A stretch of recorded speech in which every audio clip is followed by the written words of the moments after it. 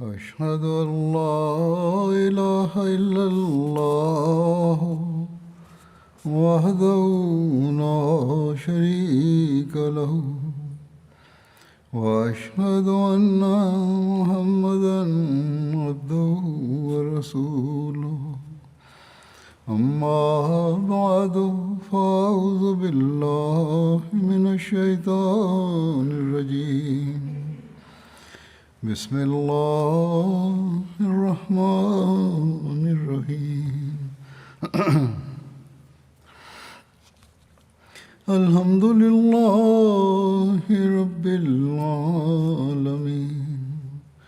الرحمن الرحيم مالك يوم الدين إياك نعبد وإياك نستعين اهدنا الصراط المستقيم صراط الذين أنعمت عليهم غير المغضوب عليهم ولا الضالين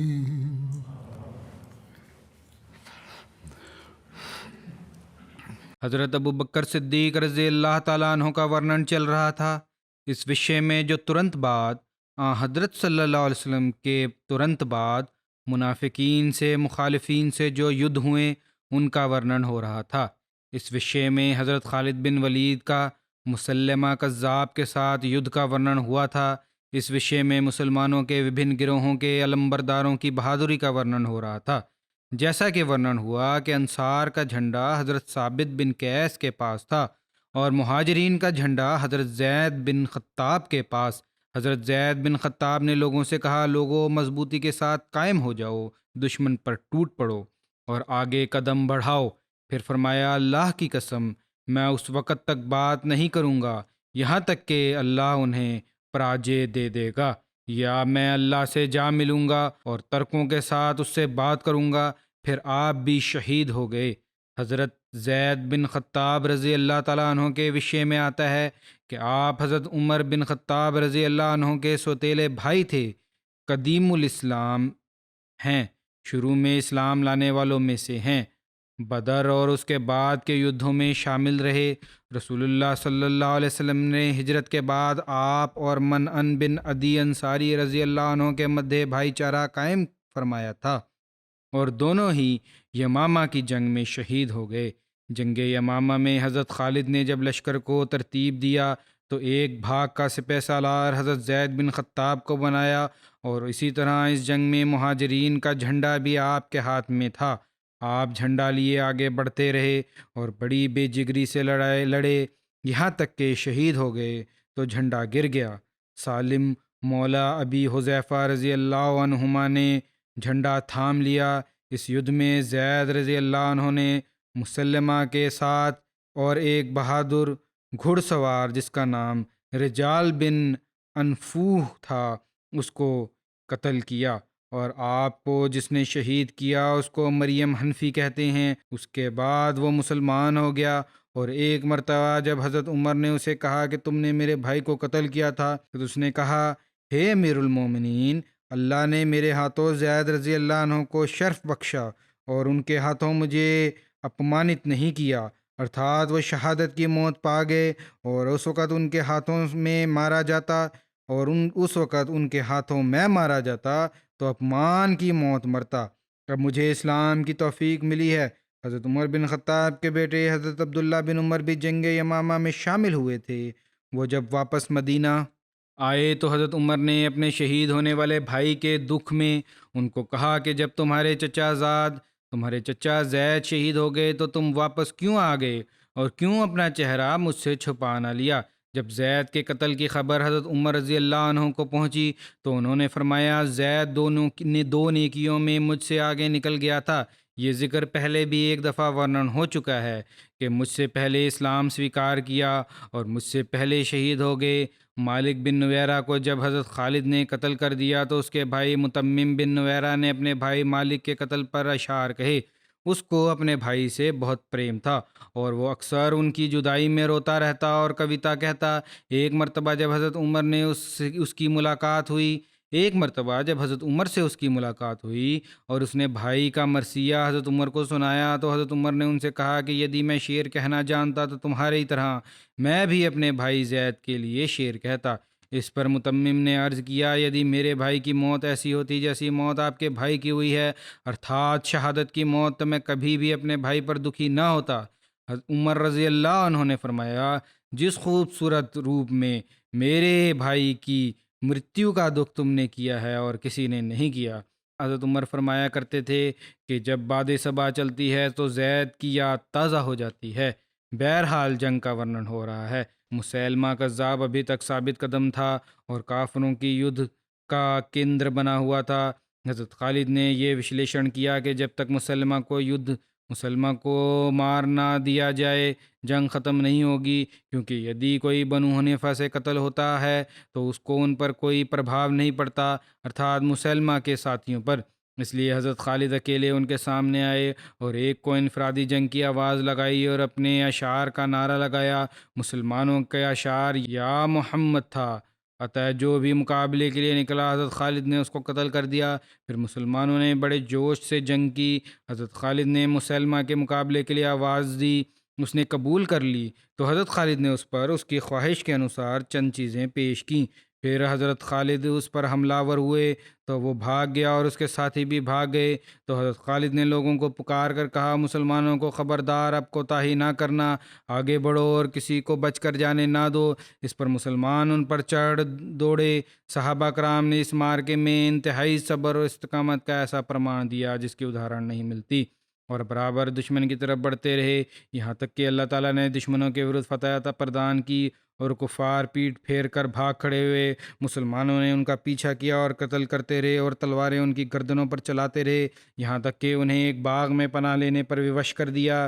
بنو حنیفہ کے سردار محکم بن طفیل نے بھاگتے ہوئے لوگوں سے کہا کہ ہے لوگو، اس باغ میں پرویش کر جاؤ، یہ بہت بڑا باغ تھا جس کے نکٹ دیواریں دیں۔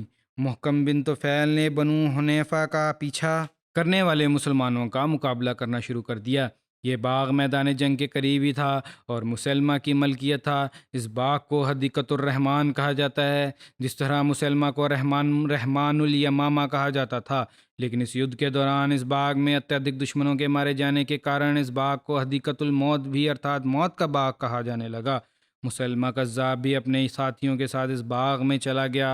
حضرت عبد الرحمن بن ابو بکر نے دیکھا کہ بنو حنیفہ کا ایک سردار محکم خطاب کر رہا ہے، انہوں نے اس پر تیر چلا کر اس کو قتل کر دیا۔ بنو حنیفہ نے باغ کا دروازہ بند کر دیا اور صحابہ نے چاروں طرف سے اس باغ کا گھیراؤ کر لیا۔ مسلمان کوئی جگہ تلاش کرنے لگے کہ کسی طرح اس باغ کے اندر جایا جا سکے، لیکن یہ قلعہ نما باغ تھا، باوجود تلاش کے اس کے اندر جانے کے کوئی مارگ نہ مل سکا۔ انتتہ حضرت برا بن مالک نے، جو حضرت انس بن مالک کے بھائی تھے، آپ نے غزوہ احد اور خندق میں رسول اللہ صلی اللہ علیہ وسلم کے ساتھ حصہ لیا تھا، بہت بہادر تھے۔ آپ نے کہا، مسلمانوں، اب کیول ایک مارگ ہے کہ تم مجھے اٹھا کر باغ میں پھینک دو، میں اندر جا کر دروازہ کھول دوں گا۔ مگر مسلمان یہ گوارہ نہیں کر سکتے تھے کہ ان کا ایک عالی مرتبہ ساتھی ہزاروں دشمنوں کے درمیان اپنی جان گنوا دے۔ انہوں نے ایسا کرنے سے انکار کر دیا، لیکن حضرت برا بن مالک نے اصرار کرنا شروع کیا اور کہا، میں تمہیں اللہ کی قسم دیتا ہوں، مجھے باغ میں پھینک دو، اور دیوار کے اندر کی طرف۔ آخر ووش ہو کر مسلمانوں نے انہیں باغ کی دیوار پر چڑھا دیا۔ دیوار پر چڑھ کر جب حضرت برا بن مالک نے دشمن کی بڑی سنکھیا کو دیکھا تو ایک لمحے کے لیے رکے، لیکن پھر اللہ کا نام لے کر باغ کے دروازے کے سامنے کود پڑے اور دشمنوں سے لڑتے اور قتل کرتے دروازے کی طرف بڑھنے لگے۔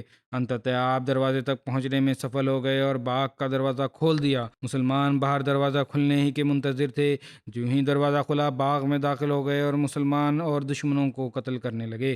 بنو حنیفہ مسلمانوں کے سامنے سے بھاگنے لگے، لیکن وہ باغ سے باہر نہیں نکل سکتے تھے۔ نتیجہ یہ ہوا کہ ہزاروں آدمی مسلمانوں کے ہاتھ قتل ہو گئے۔ ایک روایت یہ ہے کہ کیول حضرت برا بن مالک نے نہیں بلکہ اور بھی کئی مسلمانوں نے دیوار پھلانگ کر دروازے کا رخ کیا تھا۔ مسلمان مرتدین سے قتال کرتے ہوئے مسلمہ کذاب تک پہنچ گئے اور ایک دیوار کے شگاف میں کھڑا ہوا تھا، جیسا خاکستری رنگ کا اونٹ تھا۔ وہ بچاؤ کے لیے اس دیوار پر چڑھنا چاہتا تھا اور غصے سے پاگل ہو چکا تھا۔ وحشی بن حرب جنہوں نے غزوہ احد میں حضرت حمزہ کو شہید کیا تھا مسلمہ کی طرف بڑھے اور آپ نے اپنا وہی برچھا جس سے حضرت حمزہ کو شہید کیا تھا مسلمہ کی طرف پھینکا اور وہ اسے جا لگا اور دوسری طرف سے پار ہو گیا۔ پھر جلدی سے ابو دجانہ سماک بن خرشہ اس کی طرف بڑھے، اس پر تلوار چلائی اور وہ زمین پر ڈھیر ہو گیا۔ قلعہ سے ایک عورت نے آواز دی، ہائے حسینوں کے امیر کو ایک سیاہ کالے غلام نے قتل کر دیا۔ مسلمہ کذاب کو کسی نے جہنم رسید کیا۔ بلادری کا بیان ہے کہ قبیلہ بنو عامر کا کہنا ہے کہ ان کے قبیلہ کے ایک فرد و خاش بن بشیر نے قتل کیا۔ ایک روایت ہے کہ انصار کے قبیلہ خزرج عبداللہ بن زید نے قتل کیا۔ کچھ نے کہا کہ حضرت ابو دجانہ نے قتل کیا۔ معاویہ بن ابو سفیان کا کہنا ہے کہ انہوں نے اس کو قتل کیا تھا۔ بعض کے نکٹ ہو سکتا ہے کہ سب اس کے قتل میں شریک ہوں، بعض کے نکٹ میں جس میں تبری میں بھی۔ اس سے معلوم ہوتا ہے کہ مسلمہ کو ایک انصار اور وحشی نے مشترکہ طور پر قتل کیا تھا۔ وحشی بن حرب مسلمہ کو قتل کرنے کی گھٹنا سوئم ورنن کرتے ہوئے کہتے ہیں، غزوہ احد میں حضرت حمزہ کو شہید کرنے کے بعد جب لوگ لوٹے تو میں بھی ان کے ساتھ لوٹا اور میں مکہ ٹھہرا رہا، یہاں تک کہ جب رسول اللہ صلی اللہ علیہ وسلم نے فتح مکہ کیا اور اس میں اسلام پھیلا تو میں طائف کی طرف بھاگا۔ لوگوں نے رسول اللہ صلی اللہ علیہ وسلم کی طرف ایلچی بھیجے اور مجھ سے کہا کہ آپ صلی اللہ علیہ وسلم ایلچیوں سے جھگڑا نہیں کرتے۔ انہوں نے کہا کہ میں بھی ان کے ساتھ نکلا، ارتھات وحشی نے، یہاں تک کہ میں رسول اللہ صلی اللہ علیہ وسلم کے پاس پہنچا۔ آپ صلی اللہ علیہ وسلم نے جب مجھے دیکھا تو فرمایا، کیا تم وحشی ہو؟ میں نے کہا جی ہاں۔ آپ نے فرمایا، بیٹھ جاؤ اور مجھے وستار سے بتاؤ کہ تم نے حمزہ کو کیسے قتل کیا تھا۔ تو میں نے آپ صلی اللہ علیہ وسلم کو وستار سے آگاہ کیا۔ جب میں نے بات ختم کی تو آپ صلی اللہ علیہ وسلم نے فرمایا کہ تمہارے لیے سمبھو ہے کہ تم میرے سامنے نہ آؤ۔ وہ کہتے ہیں کہ میں وہاں سے نکل گیا، اور وحشی کہتے ہیں پھر جب رسول اللہ صلی اللہ علیہ وسلم فوت ہوئے اور مسلمہ کذاب نے بغاوت کی تو میں نے کہا میں مسلمہ کی طرف ضرور نکلوں گا تاکہ میں اسے قتل کروں، تاکہ اس کے دوبارہ سے حضرت حمزہ کو قتل کرنے کا کفارہ ادا کر سکوں۔ بہرحال یہ کہتے ہیں کہ میں بھی لوگوں کے ساتھ نکلا اس جنگ میں، پھر اس کا حال ہوا جو ہوا۔ ورنن کرتے ہیں کہ آگے میں نے دیکھا کہ ایک ویکتی دیوار کی شگاف میں کھڑا ہے اور ایسا معلوم ہوتا ہے جیسے گندگی رنگ کا اونٹ ہے، سر کے بال بکھرے ہوئے ہیں۔ میں نے اس کو اپنا برچھا مارا اور اس کی چھاتیوں کے درمیان مارا، یہاں تک کہ وہ اس کے دونوں کندھوں کے مدھے سے نکل گیا۔ بہرحال یہ ورنن کرتے ہیں اس کے بعد انصار میں سے ایک ویکتی اس کی طرف لپکا اور کھوپڑی پر تلوار کی مار لگائی، اور سلمان بن یسار نے حضرت عبداللہ بن عمر سے سنا، کہتے ہیں کہ جب مسلمہ مارا گیا تو ایک لڑکی جو اس گھر کی چھت پر تھی بولی، امیر المومنین ارتھات مسلمہ کو کالے غلام نے مار ڈالا ہے۔ یہ بخاری کی روایت ہے۔ وحشی کہتے ہیں کہ اللہ بہتر جانتا ہے کہ ہم دونوں ارتھات انصار صاحب حضرت وحشی میں سے کسی نے مسلمہ کو قتل کیا، لیکن یدی میں نے ہی مارا ہے تو رسول اللہ صلی اللہ علیہ وسلم کے بعد سب سے بہترین ویکتی ارتھات حضرت حمزہ کے قتل کا ارتکاب بھی میں نے کیا، اور سب سے بدترین ویکتی کو بھی میں نے مارا۔ صحیح بخاری کی روایت ہے میں حضور صلی اللہ علیہ وسلم نے جو وحشی کو یہ فرمایا تھا کہ کیا تمہارے لیے سمبھو ہے کہ تم میرے سامنے نہ ہو، اس کی شرح میں حضرت سید زین العابدین ولی اللہ شاہ صاحب نے لکھا ہے کہ وحشی میں جو تبدیلی پیدا ہوئی ان کے اخلاص پر پرمانت ہے۔ ان کی اچھا کی کہ وہ کسی طرح اپنی غلطی کا کفارہ دیں، اس لیے یمامہ کے بھیاوے جنگ میں اپنی یہ اچھا اور منت پوری کر کے سرخرو ہوئے۔ راوی کہتے ہیں کہ شاہ صاحب کے حضرت صلی اللہ علیہ وسلم کے الفاظ، وَحَلْ تَسْتَطِيعُ أَن تَغِيبَ وَجْهَكَ عَنِّي، کیا تمہارے لیے سمبھو ہے کہ تم میرے سامنے نہ آؤ۔ بلند آواز بہت بلند آچرن کے آئینہ دار ہیں یہ شبد۔ وحشی سے جو اچھا کا اظہار کیا کہ یدی تجھ سے ہو سکے تو میرے سامنے نہ آیا کرو، یہ ویوہار بہادری نہیں بلکہ پرارتھنا کا ویوہار ہے، اور اس سے اس محبت اور عزت کا پتہ چلتا ہے جو حمزہ کے لیے آپ صلی اللہ علیہ وسلم کے ہردے میں تھی۔ ایک بدلہ لینے والا بدلہ لے کر دل ٹھنڈا کر سکتا تھا، پرنتو آپ صلی اللہ علیہ وسلم نے شمع سے کام لیا، کیول اتنا چاہا کہ وہ آپ کے سامنے نہ آئے تا حضرت حمزہ کے دردناک شہادت کی یاد آپ کے دل کو کشٹ نہ پہنچے۔ اس یدھ یمامہ کی تفصیل ایک اور جگہ ورنن ہوئی ہے جس میں مسلمانوں کی طرف سے ساہس اور بہادری کا ورنن اس پرکار ہوا ہے۔ دونوں گروہوں کے مدھے بھیاوے لڑائی ہوئی، یہاں تک کہ دونوں گروہوں کے بہت سے لوگ قتل اور زخمی ہوئے۔ مسلمانوں میں سب سے پہلے مالک بن اوس شہید ہوئے۔ مسلمانوں میں حفاظ قرآن بھی اتیادکتا سے شہید ہو گئے۔ دونوں لوگوں میں گھمسان کا رن پڑا۔ یہاں تک کہ مسلمان مسلمہ کے لشکر میں اور مسلمہ کا لشکر مسلمانوں کے لشکر سے جا ملا۔ جب مسلمان ہٹتے تو وہ لوگ آگے بڑھتے تاکہ مجا تک پہنچ سکیں۔ سالم مولا ابو حذیفہ نے اپنی آدھی پنڈلیوں تک گڈھا کھودا۔ ان کے پاس مہاجرین کا جھنڈا تھا اور ثابت نے بھی اسی طرح کا گڈھا اپنے لیے کھودا، اور پھر ان دونوں نے اپنے جھنڈے کو اپنے ساتھ چمٹا لیا اور لوگ ہر طرف سے بکھرے ہوئے ہو گئے تھے، ارتھات گڈھا کھود کے اس میں خود کھڑے ہو گئے اور جھنڈے اپنے ساتھ لگائے، جبکہ سالم اور ثابت اپنے جھنڈے کے ساتھ قائم رہے، یہاں تک کہ سالم شہید ہو گئے اور ابو حذیفہ بھی شہید ہو گئے۔ ابو حنیفہ کا سر سالم کے قدموں میں تھا اور سالم رضی اللہ عنہ کا سر حضرت ابو حنیفہ کے قدموں میں تھا۔ جب سالم شہید ہو گئے تو جھنڈا کچھ دیر اسی طرح پڑا رہا، پھر یزید بن قیس نے جو بدری صحابی تھے وہ آگے بڑھے، انہوں نے اس جھنڈے کو اٹھا لیا یہاں تک کہ وہ بھی شہید ہو گئے۔ پھر حکم بن سعید بن عاص نے اس جھنڈے کو اٹھایا اور اس کی حفاظت میں سارا دل لڑتے رہے، پھر وہ بھی شہید ہو گئے۔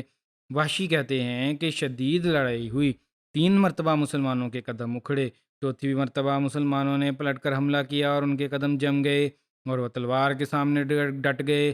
بنو حنیفہ اور ان کی تلواریں ایک دوسرے پر پڑنے لگی، یہاں تک کہ میں نے آگ کی چنگاریاں ان میں سے نکلتی ہوئی دیکھی اور ان کی گھنٹی کی طرح کی آوازیں سنی۔ اللہ تعالیٰ نے ہم پر اپنی سہایتا نازل کی اور بنی حنیفہ کو اللہ تعالیٰ نے پراجے دی۔ اللہ نے مسلمہ کو قتل کر دیا۔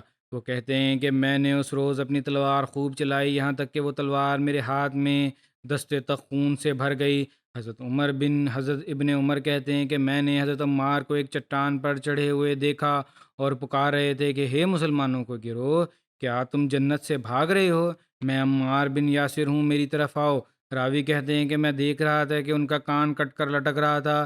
ابو خیسمہ نجاری کہتے ہیں کہ جب مسلمان جنگ یمامہ کے دن پراگندہ ہو گئے تو میں ایک طرف ہٹ گیا اور میری آنکھوں کے سامنے یہ منظر ہے کہ میں اس دن حضرت ابو دجانہ کو دیکھ رہا تھا۔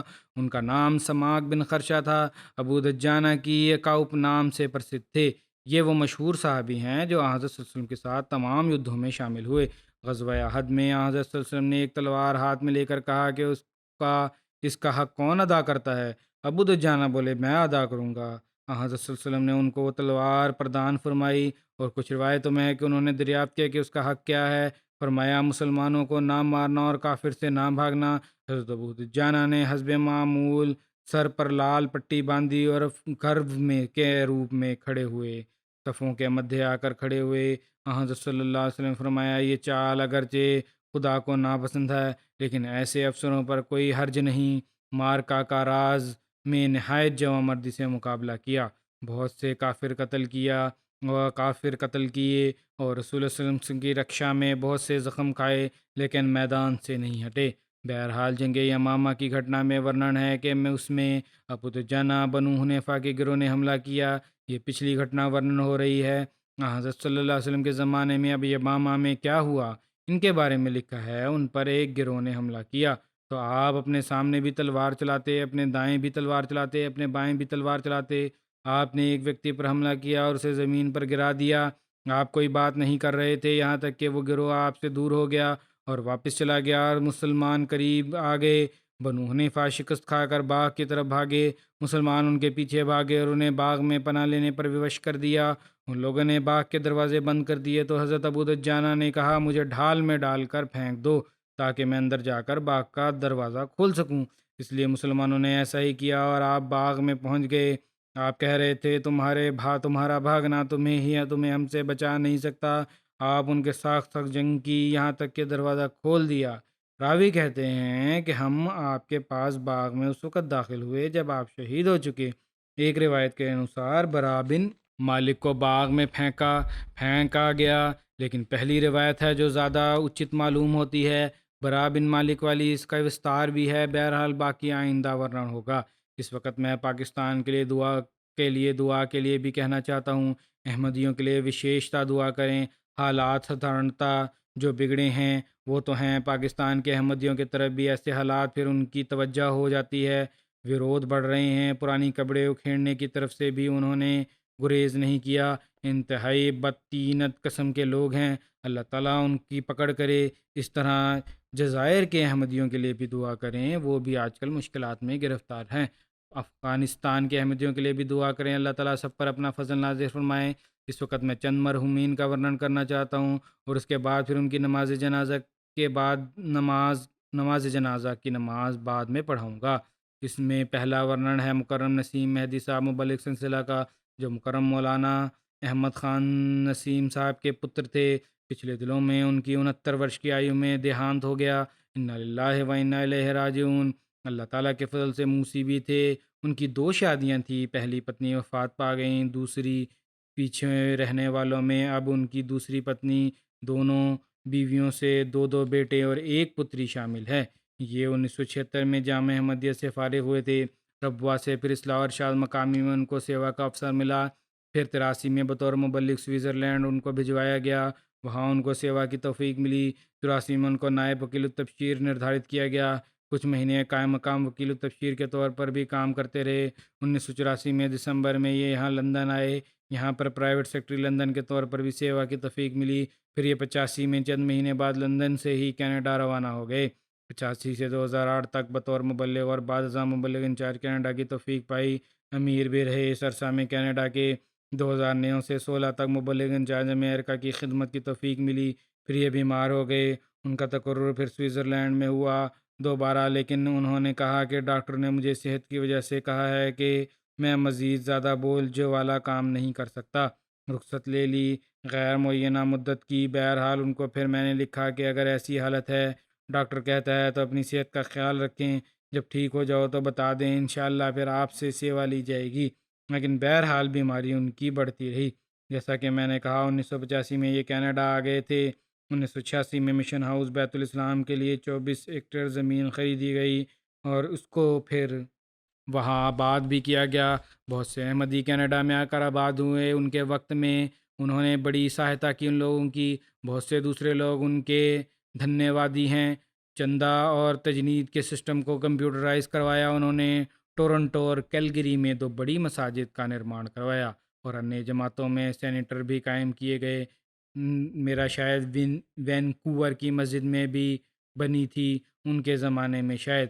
بہرحال یہ 2 بڑی مساجدیں ہیں۔ 2003 میں ان کے وقت میں ہی اللہ تعالیٰ کے فضل سے جامع احمدیہ کینیڈا کا آرمبھ ہوا۔ MTA نارتھ امریکہ اسٹیشن کے قائم کرنے میں بھی آپ نے بڑا کام کیا۔ اللہ تعالیٰ یہ سب ان کے کام سویکار فرمائے۔ ان کی پتنی امت النصیر صاحبہ لکھتی ہیں کہ نسیم مہدی صاحب ازدواجی زندگی میں 26 سال میں جو میں نے دیکھا، ہر دکھ اور درد میں ان کو اپنا ساتھی پایا۔ بڑے پیار کرنے والے، سمان کرنے والے پتی تھے، پریے باپ تھے، جان نثار بھائی تھے، انسانیت کا درد رکھنے والے تھے، خلافت کے آگیا کاری تھے، اللہ تعالیٰ پر پورن توکل کرنے والے تھے، نیک انسان تھے۔ پھر لکھتی ہیں ان کی پتنی مزید یہاں ورنن کیا کہ بڑی لوگوں کی بے لوث خدمت کرتے تھے اور دوسروں سے محبت کے ساتھ پیش آنا، اور جماعت کے خلاف نہ کوئی بات سنتے تھے، نہ کسی کو ان کے سامنے کرنے کا ساہس ہوتا تھا، کر دیتے تھے۔ بہت زیادہ مہمان نوازی تھی، درود شریف پڑھنے کی طرف بہت توجہ تھی۔ کہتی ہیں جب میں عمرے پر گئی تو میں نے پوچھا کہ کیا دعا کی، تو انہوں نے کہا میں نے تو صرف درود شریف پڑھا ہے وہاں۔ ان کی پتری سعدیہ مہدی کہتی ہیں کہ میرے پتا بہت دعا گو ویکتی کے مالک تھے۔ کہتے ہیں جب میں کبھی دعا کے لیے کہتی تو مجھے کہتے کہ درود شریف پڑھا کرو۔ جب بھی کسی معاملے میں دعا کے لیے کہا، ہمیشہ درود شریف پڑھنے کی طرف توجہ دلائی۔ میں نے ایک دن ان سے پوچھا کہ آپ ہر بات پر یہی کہتے ہیں، درود شریف پڑھا کرو، تو کہتے کہ درود شریف پڑھو، اور سمجھاتے کہ سب سے بڑی دعا درود شریف ہی ہے، اگر یہ قبول ہو گئی تو سب دعائیں پوری ہو جائیں گی۔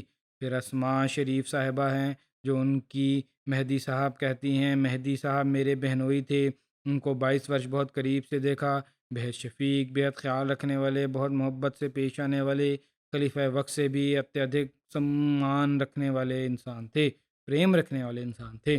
ان کی پتنی، ان کی بہن کہتی ہیں کہ جب آپ سوئٹزرلینڈ میں مربی سلسلہ تھے تو اسے ایک سوئس لڑکی جو احمدی ہو گئی تھی، وہ جلسہ سالانہ پر ربوہ آئی، اور ربوہ ہمارے گھر میں آئی کہ میں نے نسیم مہدی صاحب کی ماتا سے ملنا ہے، اور اچھا کہتی ہیں میری اچھا ہے کہ میں اس ماں سے ملوں جس کا پتر اتنا ذہین ہے، جس نے اتنے تھوڑے عرصے میں اتنی زبانوں پر پرتبھا حاصل کر لی ہے، اور بغیر کسی جھجک کے تبلیغ کے کاموں میں ویست ہے، اور بڑی روانی سے ہر وشے پر بات کر لیتا ہے۔ ان کی بہو کہتی ہیں کہ ہمیشہ ہمیں درود شریف کی اہمیت اور اس کے سہارے سے دعاؤں کی स्वीकृति की महत्वता के बारे में बताते। उन्होंने एक दफ़ा बताया कि मैं एयरपोर्ट लाइन में खड़ा हुआ और ख़्याल हुआ कि उनके पासपोर्ट का समय ख़त्म हो चुका है। जब देखा तो तुरंत ही दुरूद शरीफ पढ़ना शुरू कर दिया और लाइन में इसी तरह लगे रहे। काउंटर में मौजूद व्यक्ति ने पासपोर्ट देखा भी नहीं और इसी तरह आगे गुजार दिया। दामाद उनके लिखते हैं कि जब मेरी शादी हुई, बहुत ही प्यार और शफकत का व्यवहार करते थे। अपने हाथ से चाय बना के देते, फजर की नमाज के बाद मेरे साथ बैठ जाते और कुरान पाक की कोई आयत या वाक़या सुनाते, फिर उसकी तफसीर पेश करते और यूं बड़े सुंदर अंदाज में हमारी तरबियत करते। उनकी पुत्री नवाल मेहदी कहती हैं कि मैंने हमेशा देखा आपको कुरान करीम की तरफ तवज्जो का बहुत शौक़ था। बड़े सच्चे आशिक थे कुरान के और हमें भी कहते थे कि गौर से अध्ययन किया करो, उसके मानी और अर्थ को समझने की कोशिश करो, तो फिर तुम्हें अल्लाह ताला की कुदरत के नज़ारे नज़र आएंगे और सुरूर भी मिलना शुरू हो जाएगा। कुरान करीम पढ़ने का कहती हैं बड़ी बाकायदगी से तहज्जुद की नमाज़ पढ़ने वाले थे। क़याम और रुकू और सजदा तवील होता था, बड़ी रिक्कत और गुदाज होती थी। नमाज़ों में उनकी रमज़ानुल मुबारक में कुरान करीम के दर्स देने का अहतमाम किया करते थे, बड़ी मेहनत से दर्स तैयार करते थे। ये लोगों ने भी लिखा है। कुरान करीम के कठिन अल्फाज के अर्थ और मतलब वर्णन करते थे और इससे मिलते जुलते शब्दों का वर्णन करते जिससे लोगों को आसानी से समझ आ जाती। लाल खान साहब अमीर जमात कनाडा कहते हैं कि ये पूर्व अमीर मिशनरी इंचार्ज कनाडा के साथ मैंने 1987 से लेकर एक लंबा समय काम किया है। अल्लाह ताला ने उन्हें बड़ी विशेषताओं से नवाजा था जमात की सेवा में, और वो जो विशेषताएं थी उनको जमात की सेवा में उन्होंने प्रयोग किया। उन्होंने दोस्त बनाने और दोस्ती निभाने और उन संपर्कों को जमात के लाभ में प्रयोग करने की तौफीक अल्लाह ताला ने प्रदान फरमाई। कैनेडियन कैनेडियन सोसाइटी के असंख्य विभागों की हिमायत से उन्हें ज़ाती संबंध पैदा किए और उनको जमात से परिचित करवाया। माशाअल्लाह, ये प्रतिभा उनमें विशेष थी और जब से भी और जिनसे भी ताल्लुक़ कायम किया बड़ा अच्छा और गहरा ताल्लुक़ था। दूसरों ने भी इस ताल्लुक़ को निभाया। उनकी वफ़ात पर भी इसी तरह गैरों ने बहुत ज़्यादा अफसोस किया है।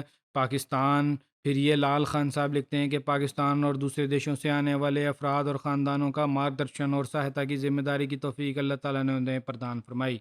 फिर कहते हैं कि सामला के मेम्बरान से उनका संपर्क दोस्तों की तरह रहता।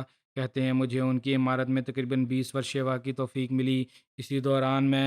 इसी मध्य में मुझे उन्होंने यह एहसास नहीं होने दिया कि उनके अमीर होने के बायस मैं उनके अधीन हूँ, बल्कि उनका रवैया मुझसे एक मित्र वाला रहा। फिर डॉक्टर असफन दाऊद साहब कहते हैं कि नसीम मेहदी साहब को ऑर्डर ऑफ ओंटारियो ओंटारियो का तमगा 2009 में मिला, जो कि सूबे के सबसे सम्मानित व्यक्ति हैं जो किसी शहरी को दिया जा सकता है। ये अवार्ड किसी भी फील्ड में सफलता और उच्च सेवा बजा लाने पर दिया जाता है। कहते हैं जब उनकी तकर्री अमेरिका में हुई तो एक दफ़ा जलसा सालाना पर मेरी उनसे मुलाकात हुई। उस वक़्त उन्होंने मुझे नसीहत की कि तुम जिस पोजीशन में अब हो, तुम्हें जितनी ज़्यादा लोगों की सेवा कर सकते हो करो। जब भी कोई व्यक्ति जमात तुम्हारे पास आए तो उनकी सहायता करो और कभी ना धुतकारना, और जो कुछ उनके लिए कर सकते हो करो। और ये भी बताया कि लोग बाज़ दफ़ा सही तरह बात नहीं करते तो उनको पोशीदा तौर पर भी पता करके उनकी सहायता करनी चाहिए। कहते हैं मैंने उन्हें हमेशा ज़रूरतमंदों की सहायता करते हुए देखा और हमेशा ऐसे रंग में पर्दादारी करते हुए सहायता करते थे और ज़रूरतमंद किसी से भी शर्मिंदा ना हो और ज़रूरतमंद किसी तरह भी शर्मिंदा ना हो। मुरब्बी सिलसिला में शकूर साहब कहते हैं कि एक नसीहत जो मेरे जहनशीन हो गई वो ये कि उनकी बहुत सारी बातों में से कि जामिया इब्तदाई सालों में शायद दर्जा सानिया में था। कहते हैं एक दफ़ा असर की नमाज़ पर चप्पल पहन के मस्जिद में आ गया तो उन्होंने मुझे कहा वाक़फ़ीन सिलसिला को तमाम हालात के लिए तैयार करके घर से निकलना चाहिए ताकि अगर कभी कोई हुक्म मिल जाए तो फौरी तौर पर वहीं से उसको बजा लाने के लिए तुम लोग तैयार होके चले जाओ। ये ना हो कि कहो कि मैं घर जाके तैयार होके आता हूँ। जिस्मानी तौर पर भी हमेशा तैयार रहना चाहिए, जहनी के अतिरिक्त। इसी तरह दूरंदेश दूरंदेश इसी तरह फरासत कमर है मुरब्बी सिलसिला अमरीका। वो कहते हैं कि जब मेरा इंटरव्यू जामिया का तो मेहदी साहब ने एक प्रश्न पूछा कि अगर बतौर मिशनरी अफ्रीका भेजा जाए और वहाँ मुखालफत हो जाए मकामी लोगों की तरफ से तो किस से पहले रब्ता करोगे। اپنی والدہ سے یا خلیفۃ المسیح سے؟ تو کہتے ہیں میں نے سوچنے کے بعد کہا خلیفۃ المسیح سے۔ اس پر مہدی صاحب نے کہا کہ اسی بنیاد پر میں تمہاری سفارش کر رہا ہوں کہ تمہیں داخلہ دیا جائے، اور یہی صحیح اتر ہے۔ کرنل دیدار صاحب سیکٹری مشن ہاؤس ہیں، کہتے ہیں کہ نسیم مہدی صاحب میں خلفاء کی اطاعت کی بھاونا نمایاں پائی جاتی تھی۔ ایک ان کے کارناموں میں پیس ویلیج کا قیام ہے۔ اس طرح معرض وجود میں آیا جس زمانہ میں کینیڈا کا جلسہ سالانہ مسجد بیت الاسلام کے ساتھ میدان میں ہوتا تھا، اس وقت ساتھ والے کہ تازری زمین کے مالک جلسہ کے افسر پر ہر سال شکایت کرتی کہ ان کے جلسہ کے شور سے مجھے گھبراہٹ ہوتی ہے اور ان کے لنگر کی بو میرے لیے ناقابل برداشت ہے۔ بہرحال کچھ عرصے بعد جب حکومت نے اس زرعی زمین کی زوننگ کی، اس کی رہائش میں تبدیل کر دیا۔ رہائشی زون میں تو پھر نسیم مہدی صاحب کو فکر ہوئی کہ یہ ایک مالکہ ہمیں پریشان کر رہی تھی، اب تو کوئی مالک بھی بن جائیں گے تو بڑا مشکل ہو جائے گا، کئی گھروں کے مکین آ جائیں گے۔ اس پر انہوں نے عید کے اوسر پر احباب جماعت میں اسکیم پیش کی کہ کیوں نہ یہاں گھر سارے احمدی بنا لیں اور احمدی لوگ خرید لیں یہ جگہ۔ اس لیے احباب جماعت نے اس تحریک پر لبیک کہا اور کہا اللہ کے فضل سے پھر پیس ولیج کا قیام عمل میں آیا۔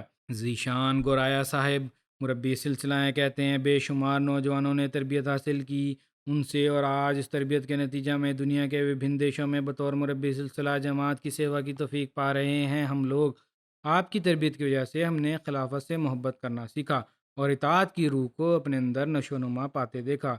اسی طرح آصف خان صاحب سیکٹری امور خارجہ ہیں کینیڈا کے، کہتے ہیں 13 ورش کی آیو میں وان میں آیا تھا۔ اس وقت مشن ہاؤس کے آس پاس کچھ درجن بھر احمدی تھے۔ میرا اس وقت جماعتی علم بہت کم تھا۔ مہدی صاحب نے مجھ سے اپنے بیٹے کی طرح ویوہار کیا، میرے استاد بن گئے، باسکٹ بال کھیلتے اور ہمیں جماعتی شکشا دیتے۔ میں نے ہوش سنبھالا تو مجھے مختلف سیاستدانوں سے سمپرک کرنے کے لیے جماعتی کام دیتے۔ اس طرح آج بھی اللہ کے فضل سے یہ بہت اچھا کام کر رہے ہیں۔ کہتے ہیں سب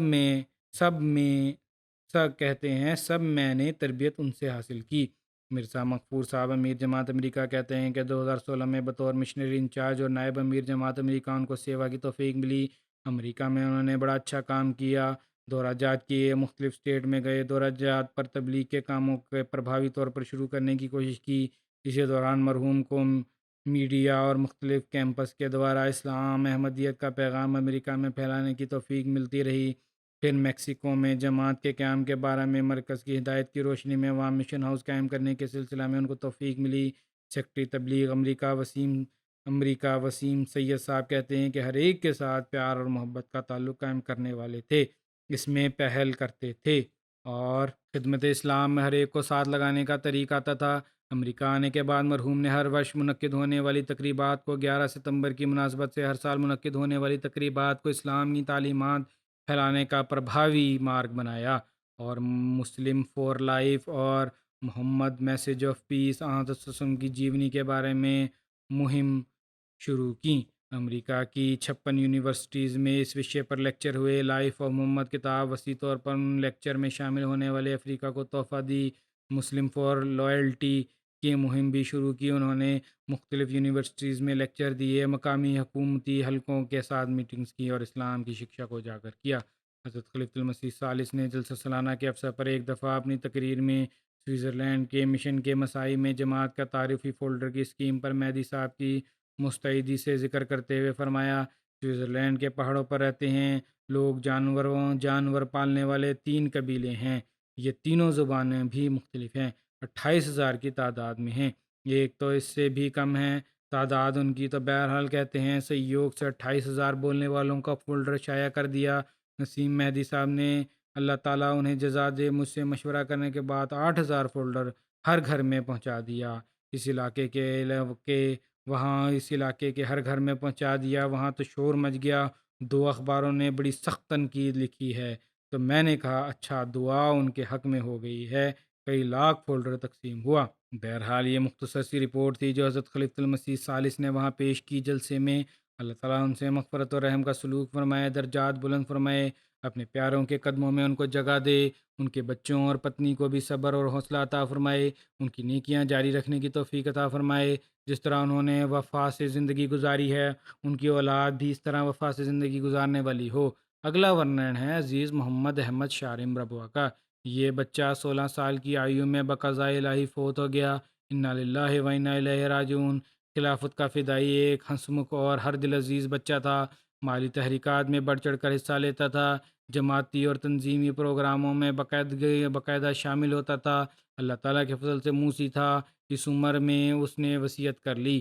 پیچھے رہنے والوں میں ماتا پتا کے تیرک 2 بہنیں شامل ہیں، اللہ تعالیٰ سب کو صبر اور حوصلہ عطا فرمائے۔ تیسرا ورنن ہے مکرمہ سلیمہ قمر صاحبہ پتنی رشید احمد صاحب مرحوم۔ یہ 16 مئی کو ان کی وفات ہوئی۔ انا للہ و انا الیہ راجعون۔ اللہ تعالیٰ کے فضل سے موسیاں تھیں، ان کے خاندان میں احمدیت کا نفوذ ان کے پتا چودھری محمد صدیق صاحب کے نانا حضرت مولوی وزیر الدین صاحب آف مکیریاں کے مادھیم سے ہوا۔ حضرت مسیم اسلام کے صحابی تھے اور کانگڑا میں ہیڈ ماسٹر تھے۔ ان کے پتا چودھری محمد صدیق صاحب مولوی فاضل جو تھے وہ جماعت کے بزرگ شخصیت تھے۔ لمبا عرصہ ان کو انچارج خلافت لائبریری کے طور پر خدمت کی توفیق ملی۔ بطور صدر عمومی ربوہ بھی ان کو لمبا عرصہ سیوا کی توفیق ملی۔ مولوی صاحب ان کے والد کو سلیمہ قمر صاحبہ کے والد کو حضرت خلیفۃ المسیح ثانی رضی اللہ عنہ کی ہدایت پر قیام ربوہ کے افسر پر خیمہ لگانے اور پہلی رات ربوہ بسر کرنے کا اعزاز بھی نصیب ہوا۔ مرحوم نے اپنی ابتدائی تعلیم ربوہ میں حاصل کی اور تعلیم اسلام کالج سے ایم اے عربی کی ڈگری حاصل کی۔ لمبا عرصہ تک وبھن وبھاگوں میں خدمت کی توفیق ملی۔ لجنہ مائلہ مقامی 1972 تا 82 بطور جنرل سیکرٹری سیوا کا تو افسر ملا۔ 82 تا 87 امت الحی لائبریری میں بطور لائبریرین کام کیا۔ 87 تا 18 31 سال بطور مدیرہ رسالہ مصباح خدمت کا افسر ملا، اور اسی دوران انہوں نے مصباح کو بڑی اچھی طرح چلایا، اور باوجود نامساعد حالات کے مرحومہ نہایت نیک سیرت، عبادت گزار، دعا گو، سادہ طبیعت کی مالک تھیں۔ باقاعدگی سے نماز تہجد کے ساتھ دیگر نفلی نمازیں چاشت اور اشراق پابندی سے ادا کرتی تھیں۔ خلافت احمدیہ سے بہت اخلاص اور وفا کا تعلق تھا۔ آپ کی زندگی کے ہر پہلو میں دعا کا رنگ نمایاں ہوتا تھا۔ ایک فرشتہ صفت خاتون تھیں، ہر ایک سے نہایت پیار اور محبت کا سنبندھ تھا، کبھی کسی سے ناراض نہیں ہوتی تھیں۔ اللہ تعالیٰ مرحوم سے مغفرت و رحم کا سلوک فرمائے، درجات بلند کرے اور ان کی اولاد کو بھی ان کی نیکیاں جاری رکھنے کی توفیق عطا فرمائے۔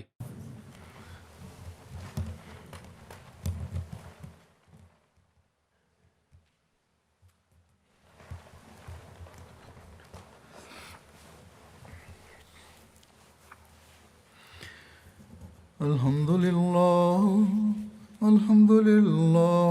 نحمده ونستعينه ونستغفره ونؤمن به ونتوكل عليه ونعوذ بالله من شرور أنفسنا ومن سيئات أعمالنا من يهده الله فلا مضل له ومن يضلل فلا هادي له ونشهد أن لا إله إلا الله ونشهد أن محمدا عبده ورسوله عباد الله رحمكم الله إن الله يأمر بالعدل والإحسان وإيتاء ذي القربى وينهى